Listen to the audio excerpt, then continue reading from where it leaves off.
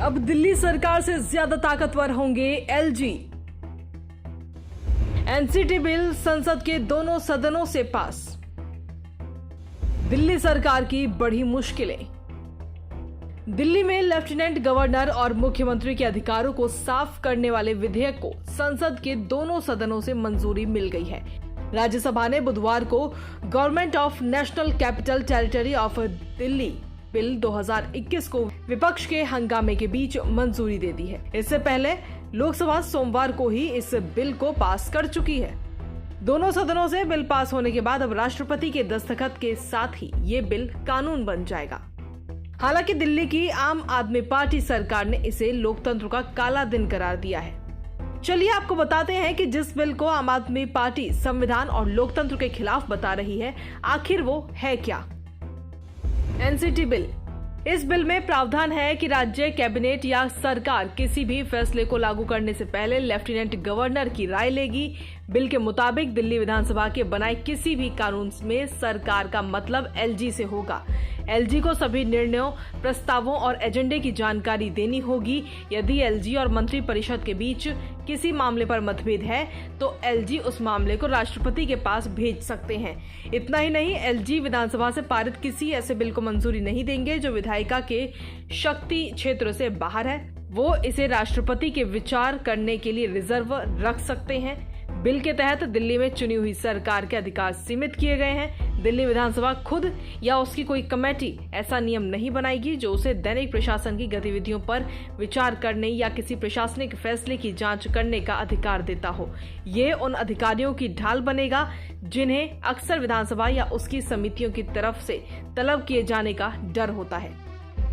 वैसे तो supreme court ने 2018 के अपने फैसले में साफ किया था कि दिल्ली सरकार जो भी फैसला लेगी उसके बारे में वो एलजी को जानकारी देगी, लेकिन एलजी की सहमति जरूरी नहीं है। हालांकि अब इस बिल के तहत एलजी को ये अधिकार मिल गया है कि अगर वो मंत्री परिषद के किसी फैसले से सहमत नहीं है तो मामले को राष्ट्रपति के पास भेज सकते हैं।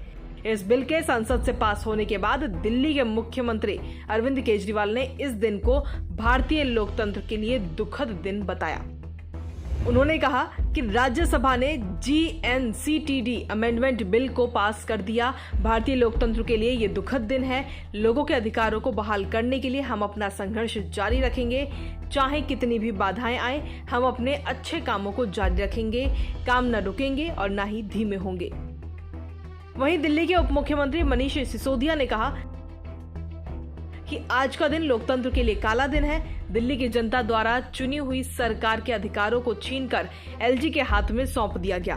विडंबना देखिए कि लोकतंत्र की हत्या के लिए संसद को चुना गया, जो हमारे लोकतंत्र का मंदिर है। दिल्ली की जनता इस तानाशाही के खिलाफ लड़ेगी। दरअसल दिल्ली में एलजी बनाम मुख्यमंत्री की जंग बहुत पुरानी है।